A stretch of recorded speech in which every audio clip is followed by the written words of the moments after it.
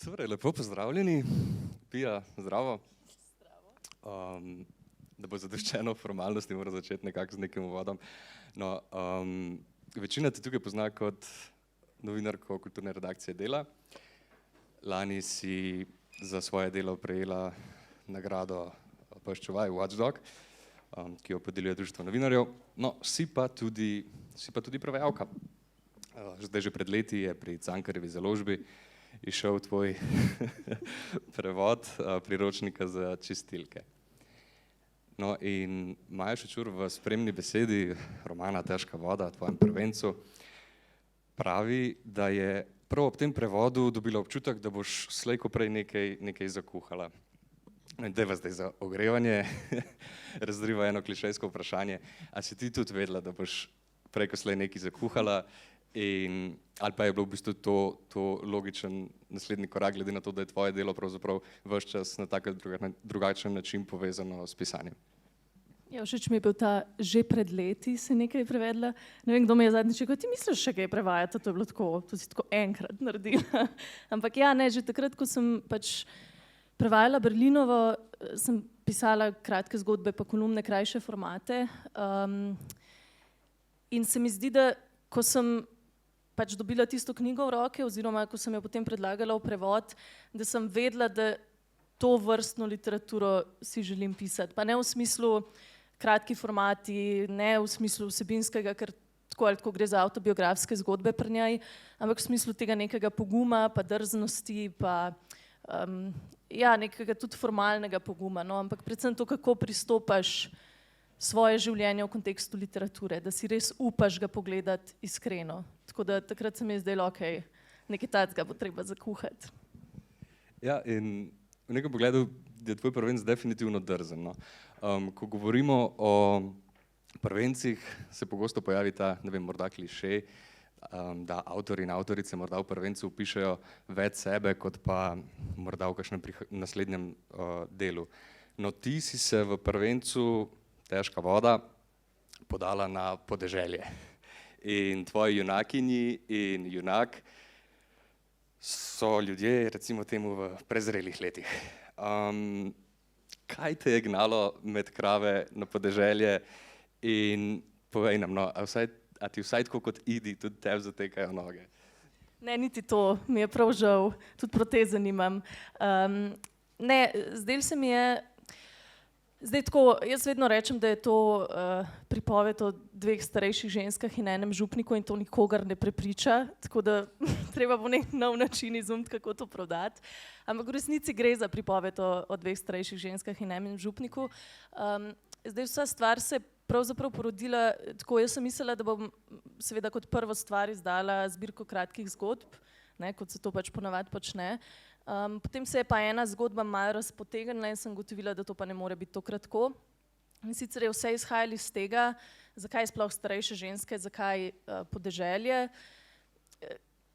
Ko je meni babica umrla pred leti, midva sva si delili rojstni dan. In jaz po njenem pogrebu sem ugotovila, to ni zdaj tako sentimentalno, ampak ima poanto, sem ugotovila, da nič ne vem o tej ženski, da pravzaprav jaz ne vem, kdo je to bil.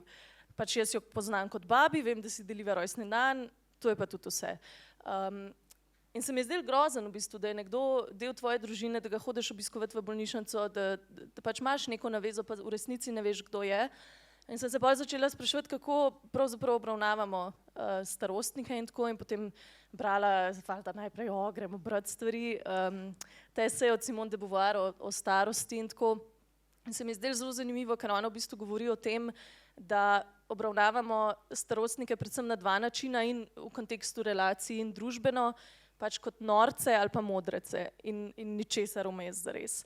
In jaz sem hotela najti te vmesne faze. Zdaj podeželje, dobro, zdaj boste rekli, to je zdaj že predmestje Ljubljane, ampak jaz sem s Komende, ki sem jaz tam odraščala, je bilo so orang podeželje. In se mi je zdelo, da pač sploh v prvencu, no, in sploh, če se odločiš, da si želiš drzno pristopati do tega, da je fino, da pišeš o stvareh, ki jih poznaš. Meni se zdi zelo hecen, po moje večina nas tukaj nas je z nekih manjših vasi, pa pridemo v Ljubljano, pa je to tako New York v 80-ih, pač kar nalepam. In se mi zdi fino, da se zavedamo, no, pač kakšna država je Slovenija in kakšno zaledje imamo in da je to zaledje polno materijala za literarno obravnavo, tako kot pač vsaka druga krajina, tako kot vsako mesto, tako kot vsak, ne vem, žur v cukrarni. Ne. Je sicer malo diskrepanca med samo vsebino pa med nocojšnjim večerom, tega se zavedam. Ampak ja. Si s kontekstom poskrbela. Tako. Ampak ja, mislim, šlo je iz tega, no, iz čiste neke osebnega zanimanja do tega, kako obravnavamo starejše, predvsem starejše ženske, specifično v slovenski literaturi. Na to se tudi Maja naveže v spremni besedi, ne, pač, no, to boš ti, ampak potem pa to, no, piši to, kar poznaš. No, glede na to, da je knjiga res še čisto sveža, se mi zdi, da mora vse nekako zarisati neke gabarite. Ti praviš, da gre o romanu o dveh starejših ženskah in župniku, no pa vseeno, če malo to razdelava, ne. Nekako glavni katalizator je smrt Idinega moža. Ida je glavna junakinja. No, ta mož si je ob jutrih požvižgaval, potem pa se nekega dne stegne čez neke gredice. Čez Petršilj. Hvala. No, potem pa okoli tega nekako v okruških nanizaš neko zamolčano zgodbo, svojevrstno travmo in hkrati s tem rišeš ta, ja bi rekla, zatohli milje podeželja. Ja, lahko bi temu tako rekli, ja. Predvsem gre za to, da se res prikaže to neko prepletenost usod znotraj te majhne vaške skupnosti in potem to, kaj vse to prinaša s seboj in kakšne so te usode in kakšne so te zgodbe in kako je živeti v takem okolju. In pa potem se do tega bova še prišla krivda in odpuščanje in vsi te konteksti. Ja, se pravi neko okolje, kjer vsak pozna vsakega in ima tudi za to pravico se vtakniti vsakega. No in poleg Marte pa tu še, vidiš spet, poleg Ide je tu še Marta, njena soseda, prav tako vdova, le da je njenemu Tonetu Buku speštala betico in pa seveda dušni pastir Lojze, ki pa je tudi netipičen predstavnik cerkvene oblasti. V redu, o tem nekako bova to poskušala zdaj razdelati. Kar sem jaz pri branju opazil, pa verjamem, da bo tudi mnogi drugi, je, da nekako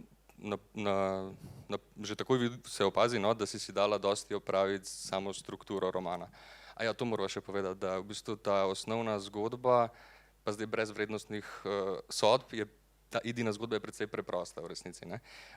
Ti si jo nekako razdelala, razkrojila po svoje in sestavila roman. No, pa ravno zaradi tega ne smeva povedati preveč. Ja, o ogromno enih stvarih pač ne bova govorila danes, ker vam nočem pokvariti branja. Lahko se pol dobimo tukaj v kotu s tistimi, ki ste že prebrali, malo debatiramo. Ampak ja, stvar je v tem, da ti v bistvu v tem romanu ves čas bereš proti nečemu, proti neki informaciji, ki objasni, zakaj so se stvari Idi, pač glavni protagonistki, postavile tako, kot so se. In ta informacija je zelo ključna in potem to se zgodi tam nekje na 2/3 romana in potem ostanek se seveda veže na to in tega vam pač danes ne bova pokvarila, tako da enih stvari ne bomo naslavljali, ne. V resnici hočeš ljudem povedati, da morajo še enkrat priti, potem ko bojo prebrali. V redu. Zdaj me pa zanima, kako si v bistvu sestavljala ta roman, ker če rečeva, da si vzela to osnovno zgodbo, Idino zgodbo, o kateri ne smeva govoriti, in si jo potem v bistvu precej fragmentarno organizirala. In zdaj me zanima, kaj te je pri tej organizaciji vodilo, no? Ja, zdaj,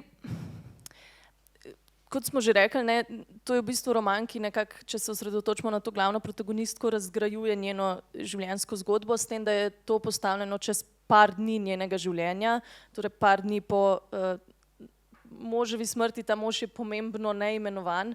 Čakaj. Aha, ok, pridemo še do tega. Ampak to je par dni, ne, in v bistvu veliko stvari se dogaja iz njenih razmislekov.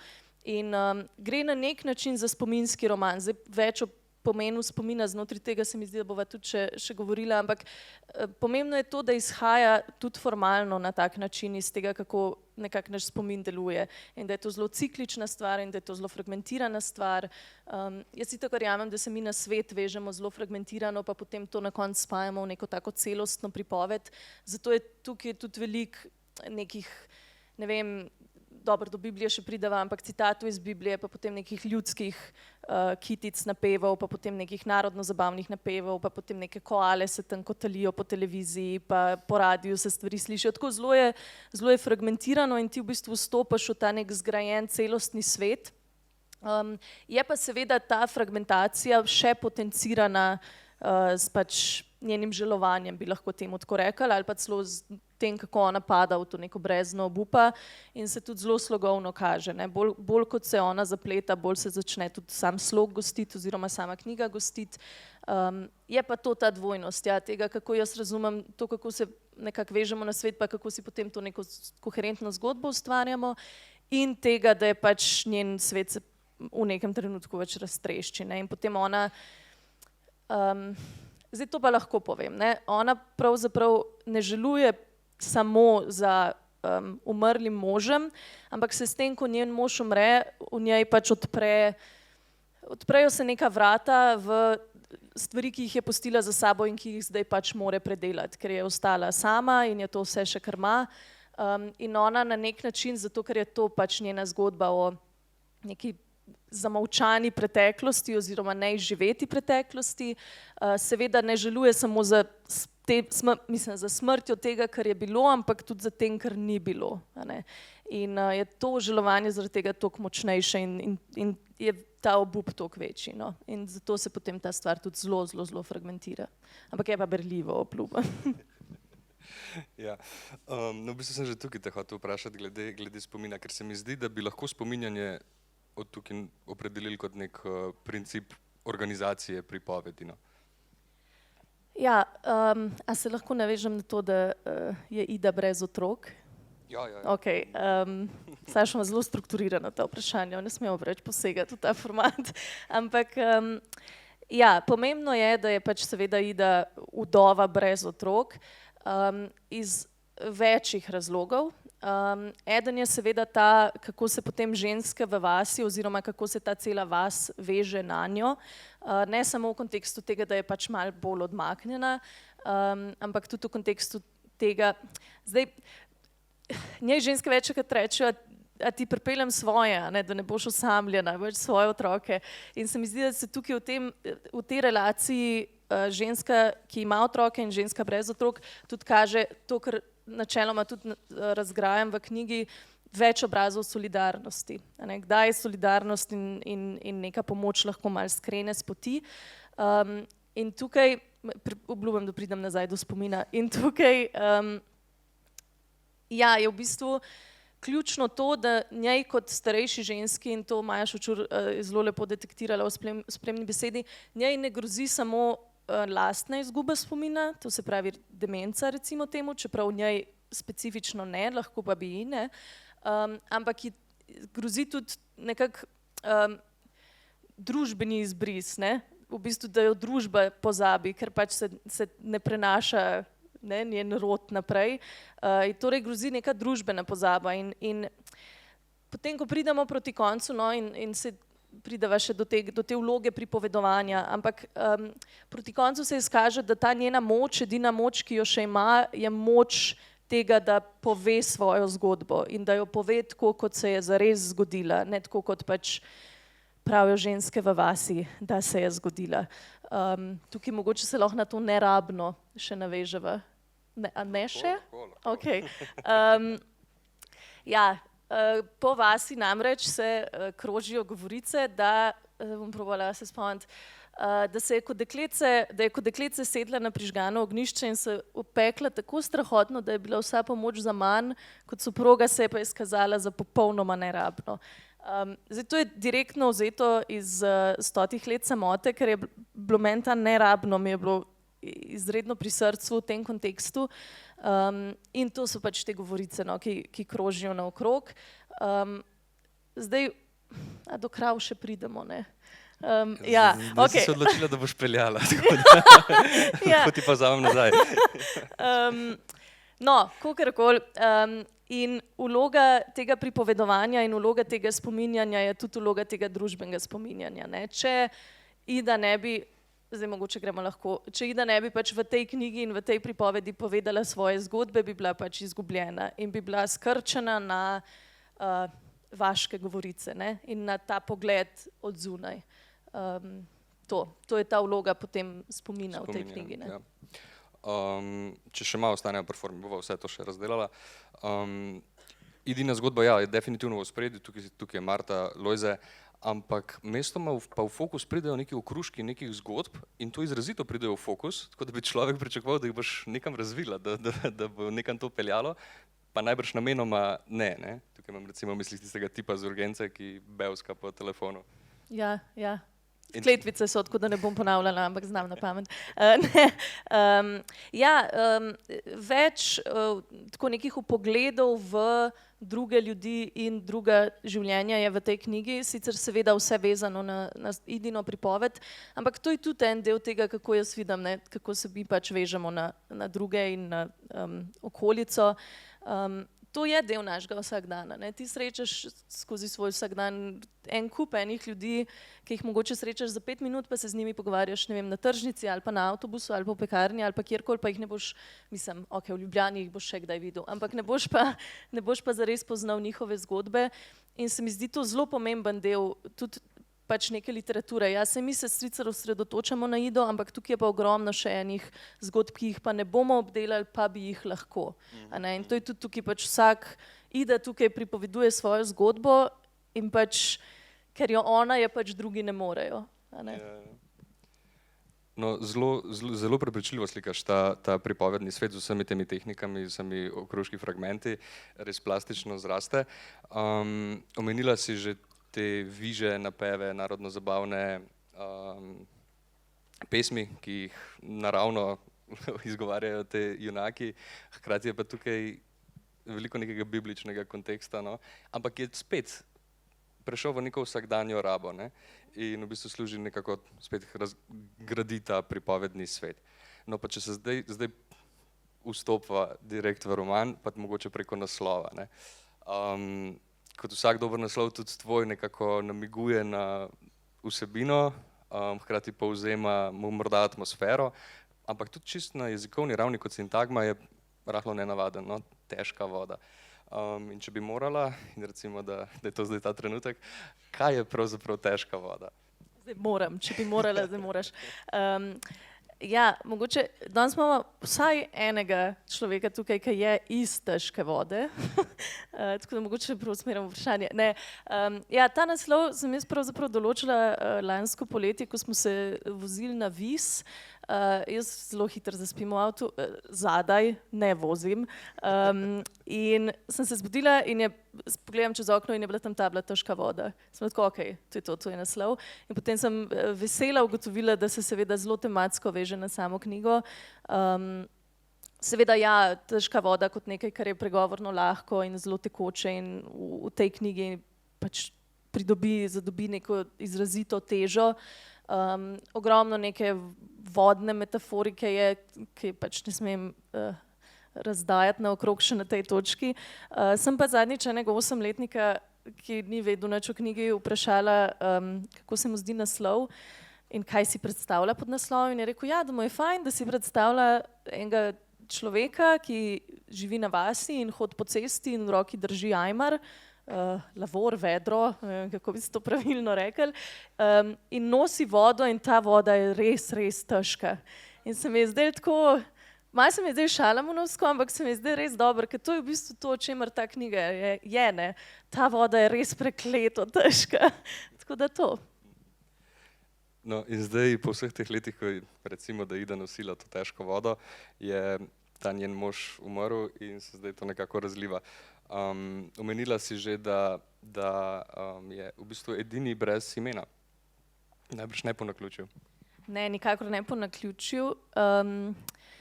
Tukaj sem se mogoče minimalno želela navezati na to tradicijo slovenske pripovedi, pač slovenske literature, da ženske oziroma specifično vdove portretirajo v izraziti relaciji na njihove može.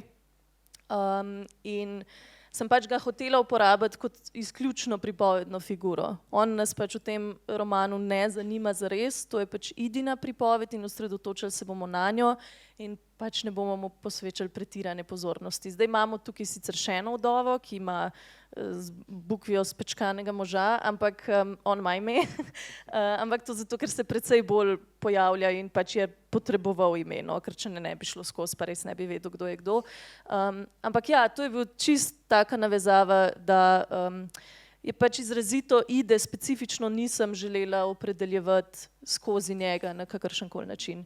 In pač odvzeti mu ime je bila najbolj taka očiten postopek tega. No, Ido zdaj zaznamuje to, da je vdova, hkrati pa, kot si že omenila, to, da nikoli nista imela otrok.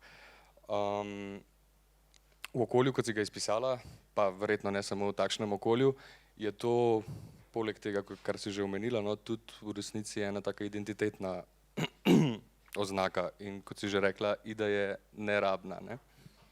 Ja, to je zelo pač pomembna začetna informacija, zato ker, tako kot sem že rekla, se pač ženske v tej vasi na njo izrazito preko tega vežejo, mislim, ljudje nasploh v tej vasi.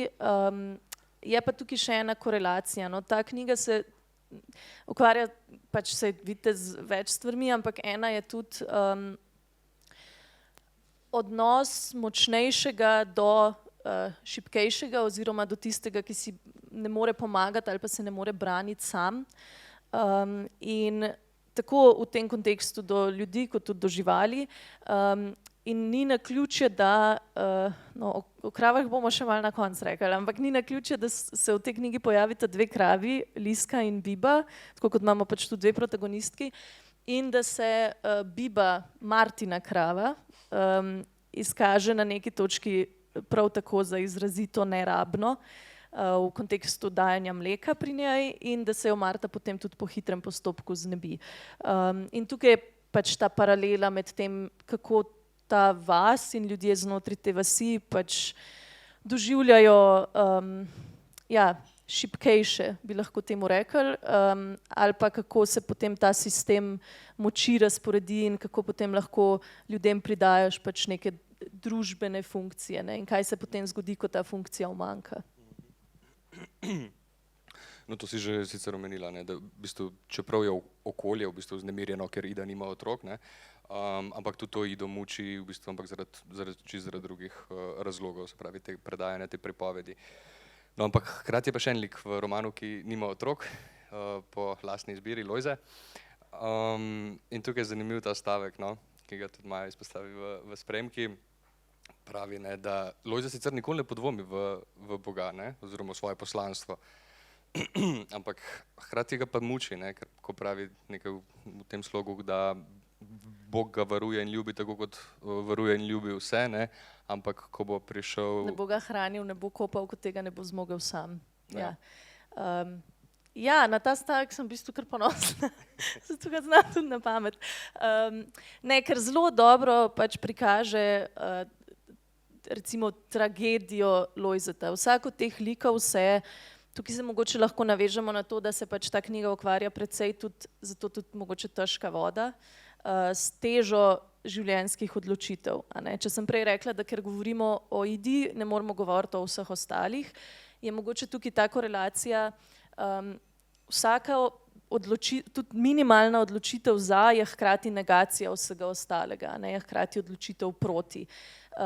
In to se najbolj izrazito kaže pač pri Lojzetu. Vsak od teh treh krovnih likov, to se pravi Ida, Marta in Lojze, se s težo svojih življenjskih odločitev oziroma z njihovimi posledicami predvsem ukvarja na svoj način in tudi izraža to na svoj način.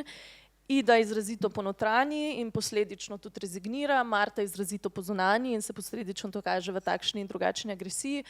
Lojzetova tragika znotraj tega je pa seveda to, da on, ja, seveda, on na nobeni točki ne podvomi niti v svojo vero, niti v svoje poslanstvo, v svojo funkcijo znotraj te vasi. On pravi, cerkev je zato, da ljudi v kup drži in to se tudi v tej knjigi izrazito pokaže kot resnično. Ampak kljub temu se pa zaveda, da ima ta njegova odločitev za seveda tudi svoje izrazite negativne posledice. Ne? Pri Lojzetu se to seveda kaže v tem, da on bi si pa vsem želel takega življenja, kot ga živijo pač vaščani. On posluša prispovedi o zgodbah in obiskuje te zakonce in je vpet v življenje na vasi in seveda od njega hkrati odmakne. Ne? Na neki točki on reče, da je zaprisegel, da se bo držal robov svojega talarja. Ne?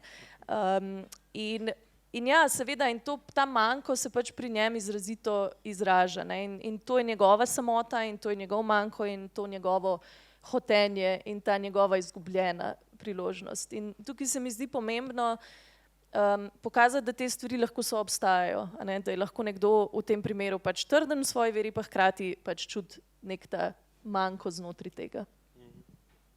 No, to je definitivno en velik poudarek na to prevpraševanje življenjskih odločitev in v bistvu premislek o tem, katera odločitev se na koncu izkaže za tisto ključno. Ne? Je pa Lojze tukaj in to je tudi pomembna stvar, če smo prej govorili o moči, ne, ki jo izvaja lahko posameznik nad drugimi. Zdaj tukaj je tudi neka korelacija oziroma vzpostavlja ta knjiga nek kontekst tega, kaj se zgodi znotraj nekih sistemov ali pa znotraj nekih okolij, ki so mogoče zadošljivi, ne vem, zatiralni, ki nekako omejujejo posameznike, ki se znajdejo znotraj teh sistemov. Bodi si tukaj lahko rečeš, ja, verski kontekst, patriarhalen kontekst, vaški kontekst, sve in svašta. Ampak pomembno je, in zato je tudi Lojze, pač se mi zdi meni pomemben lik znotraj te svete trojice, da pokažemo z Lojzetom oziroma da Lojze stoji kot ta identifikator tega, da ne samo, da je moč izvajana nad ljudmi strani nekoga, ki je na poziciji moči, ampak da se ta ista moč tudi izvaja nad tistimi, ki so na teh pozicijah. Ne? In da on v bistvu, ja, seveda, mislim, on in Marta, ne, sta nekako ta, ki potem pač pristopata do šibkejših, recimo temu, ali pa lahko vodita, ali pa kakorkoli, ampak da potem ta moč, ki pride s tem, ima svoj pritisk tudi na tistega, ki jo izvaja znotraj takšnih in drugačnih sistemov, ne rabi biti pač župnik. Ne? Ja. No, pri tem pač pri igravanju možnosti se meni zastavlja eno vprašanje, na katerega se ne znam odgovoriti, po bistvu o tem smo se tudi že pogovarjala. Tudi na pripovedni ravni se veliko krat vračaš, ne vem, preigravaš možnosti, kaj če bi, ko bi, če bi. Ne. In zdaj mene tukaj zanima, se te junaki, a je tukaj prisotna določena mera obžalovanja ali je samo zavedanje, da lahko bi bilo tudi drugače, pa ni? Ne, te liki so pravzaprav vsi po svoje liki obžalovanja, bi lahko temu tako rekli, pri vsakem se seveda to kaže na drugačen način, zdaj ne bom se spuščala pretirano v to neko psihologizacijo, to lahko pa posebej na kavah, ko preberete, ampak ja, vsak ima neko svojo težo in s to težo seveda pri vsakem pride svoje obžalovanje tega, predvsem tega, kaj ni bilo, bolj kot to, kaj je. In tukaj se mi zdi to, kar si prej omenil, recimo te direktne citate iz Biblije in tako. Mogoče lahko skočimo na ta niste vsi čisti na tej točki. Zdaj, zakaj sploh navezava na Biblijo? Ne samo zaradi odpuščanja in krivde in teh kontekstov, ki so pač tukaj razprti. Seveda tudi zato, da se pokaže to zaledje. Na eni strani imamo to pač cerkev, na drugi strani imamo veselice in to se pač preigrava. Ampak se mi je zdaj pomembno, zupam bi temu rekel, da umestiš stvari v meso in kri, se mi je zdaj pač pomembno pokazati, kaj to dejansko pomeni za posameznika, ki živi znotraj te skupnosti. Ne? Kaj, recimo imamo to pesem, ne vem, reki, ti ljubca, kaj si strila, da ti drugega ljubiti greš in tako in podobne stvari, da res pokažemo, kaj to potem pomeni za posameznika, pač za njegovo soočanje s temi stvarmi, z lastnim življenjem, z lastnimi odločitvami.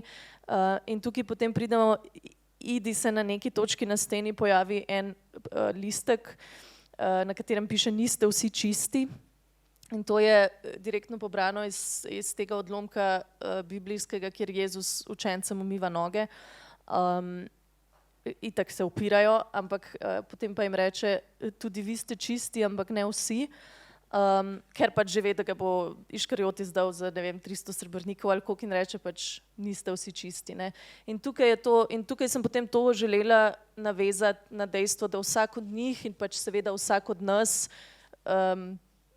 ni zares čist, ne. Vsak nosi svojo težo, svoje obžalovanja in potem se seveda tle vprašamo, na kakšen način se oni s tem soočajo in na kakšen način se pač mi s tem soočamo, ne. No, ko smo pri tem odločanju, soočanju in odločanju, vem, da imaš do izpostavljanja feminističnih poudarkov v romanu ambivalenten odnos, no? Ampak še vedno se mi zdi pomembno vprašanje, mogoče malo deterministično, ampak a bi Ida in Marta v danih okoliščinah sploh lahko se odločili drugače, a bi lahko imeli drugo življenje? Pač ta ambivalenten odnos, da ne bo kdo kaj, ker imamo vse medije tukaj, izhaja iz tega, da je pravzaprav znotraj tega sistema seveda Marta tudi zatirana, ampak je pa tudi ta, ki zatira.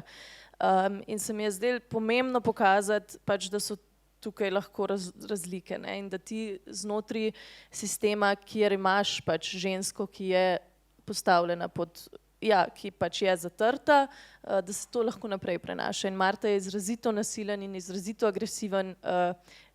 Lahko bi celo rekli malo pač tako namenoma nesramen lik.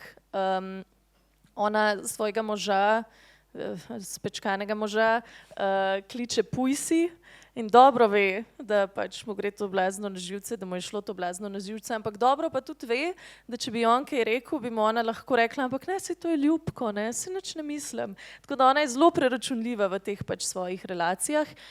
In zato imam do tega pač ambivalenten odnos, ker se mi zdi pomembno pokazati, da stvari niso enoznačne, ne. In seveda Marta tudi ni enoznačen lik, ona potem se tudi izkaže s svojimi hotenji in tako. Je pa pomembno, in to je tudi še ena stvar, da Marta znotraj tega življenja, ki ji ni po godu, ki si ga je sicer zbrala, ampak ona reče ne hotela, nikdar hotela, da si vseeno vzame to, kar, ne smem vam povedati, ampak da si vseeno vzame to, kar se ji zdi, da ji primanjkuje v življenju in da je skoraj emancipatoren moment to. Dokler ne ugotoviš, da pač se ta emancipatoren moment na drugi strani, pač na eni strani imamo to, da ona si vzame to, kar želi in poteši to hotenje in tako, na drugi strani imamo pa posledice tega emancipatornega momenta, ki se pa kažejo na njenih najbližjih. Ampak še vedno, v bistvu ona to svojo moč utemeljuje na svoji poziciji žrtve. Absolutno. Ne, v bistvu ona, da je nasilna, v bistvu zlahka sprejme to, da je bila žrtev okoliščin družinskega življenja tega zakona. Ja, in roman na neki točki, ker jaz tudi v bistvu ne znam na to odgovoriti in mislim, da si generalno tudi ne moramo na to odgovoriti, postavi v bistvu vprašanje, a je ona zdaj taka kot človek ali gre tukaj za okolje, ki jo je naredilo tako, ne. Tukaj je, mislim, da se zapiše oziroma zapišem, da je to za ženske znotraj te vasi, za Marto specifično, da gre za svet zgrajen iz njihovega rebra, ampak ne po njihovi podobi, ne. In tukaj je to res vprašanje, ne, v kolikšni meri gre pač, to je ta nurture-nature debata, ne, v kolikšni meri gre pri njej za to. Jaz ne poznam odgovora, če bo kdo prebral pa povedal, povejte mi. No, potem je tukaj v bistvu obe sta v zakonu, vsaka svojem jasno pristali po Marta in Ida, ne, bodi si po neki inerciji ali pa zaradi občutka dolžnosti.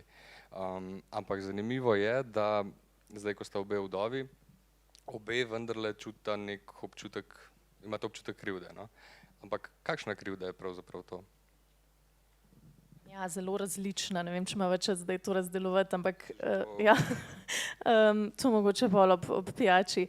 Ampak ja, pomembno je tako kot sem rekla, da ima v tem romanu solidarnost zelo veliko različnih obrazov, da ima tudi pač krivda zelo veliko različnih obrazov v tem kontekstu in da se res pokaže, tako kot sem prej rekla, za to Martino recimo emancipacijo ali pa to pač stvari temu složne, da niso stvari nikoli toliko enoznačne, kot se morda zdi, no. Ampak tukaj sem vseeno hotel izpostaviti to, da v bistvu tako Marta, predvsem Marta, no, ampak Ida tudi v določeni meri, ne, se počutita krivo zaradi svojega odnosa do Toneta in Idinega moža, ne. Da kljub temu, da v bistvu sta oni dve ne po svoji volji pristali v takšnem odnosu, no, se še vedno čutita krivo zaradi krutosti, ki sta jo povzročala tema dvema človekoma. No? Ja, tukaj je veliko teh malih medsebojnih krutosti in to je tudi to veliko vprašanje tega romana, kako nositi krutost, ki jo predaš, ali pa pač krutosti, ki jih povzročaš ljudem, ki so ti najbližji in ki jih imaš najraje. Kako se potem s tem soočati, ker pač to sem prepričana, spet nismo vsi čisti. Ne? Ja, mislim, ne pomeni to, da če se ti pristal v neki situaciji, ki ni tvoja krivda, da ne moreš biti pač krut do sočloveka in potem, da ne nosiš te krivde. No, omenila si glede, ko so že pri krutosti, si že večkrat omenila te večobrazno solidarnost. No?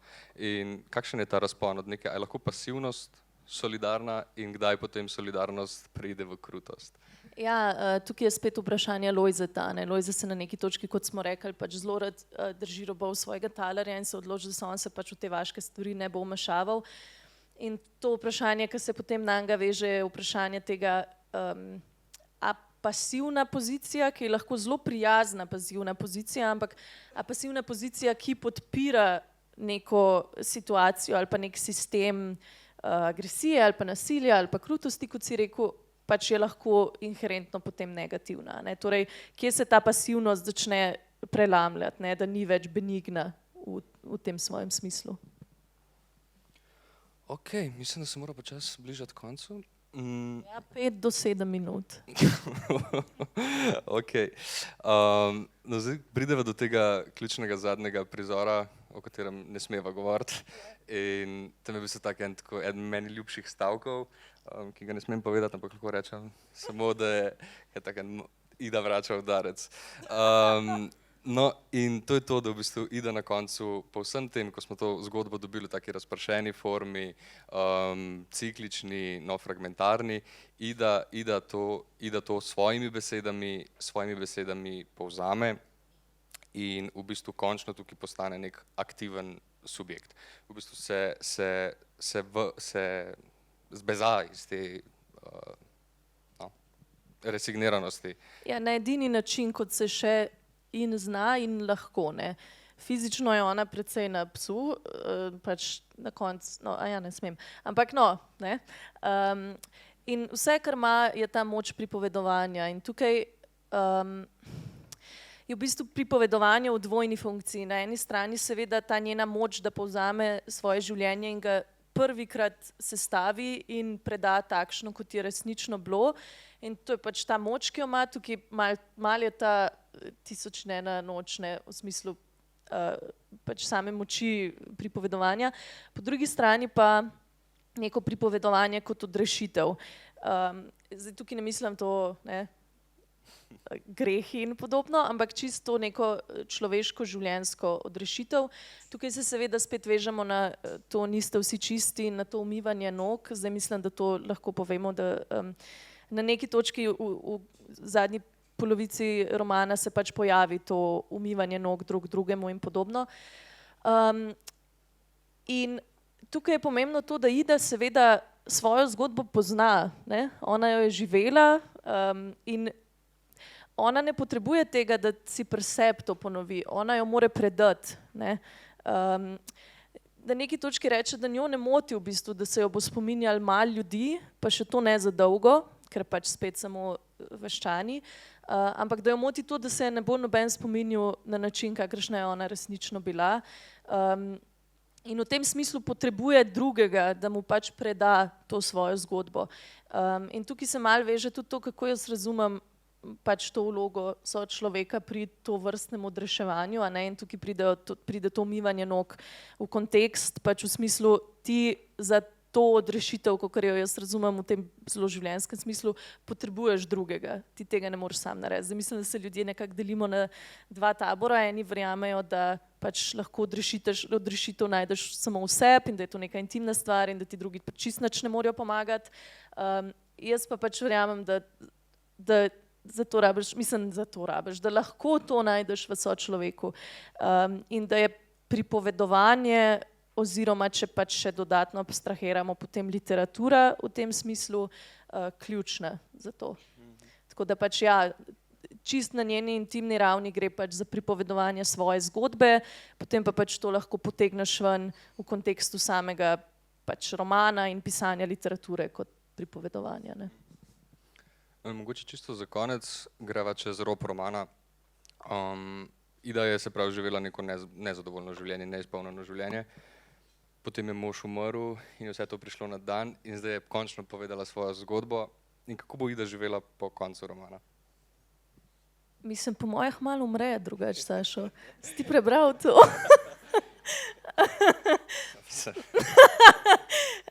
Ja, Ida ne živi zelo dolgo potem po koncu v moji glavi, mogoče bo pa v vaših. Mogoče pa res, zadnjič je šla na Nizozemsko, se mi je zdelo super. Ida, ki nikoli ni potovala nikamor, jo je Helena iz založbe Goga vzela na Nizozemsko in je tam našla nizozemske kravice. Tako da ja, Ida bo pač živela na tak način naprej in vse to se mi zdi tudi ne, v tem kontekstu pač literature kot sredstva spominjanja in pač sredstva pripovedovanja zgodb, ki pač ne bi bile povedane ali pa niso bile povedane in ki pač na tak način lahko potem živijo naprej. Ne. Super, meni se to zdi odlična sklepna misel, če skleneva v slogu romana in to je bilo dovolj. No, ampak še preden odjekne gromoglasni aplavz in se zapodite po knjige in podpise. Pia, napovedala si pogostitev v slogu romana. Ja, to moram malo razložiti. Ja. Ne, resno, pač človek bi pričakoval kose putra ali pa vsaj kisle kumarce pa zaseko. Ne?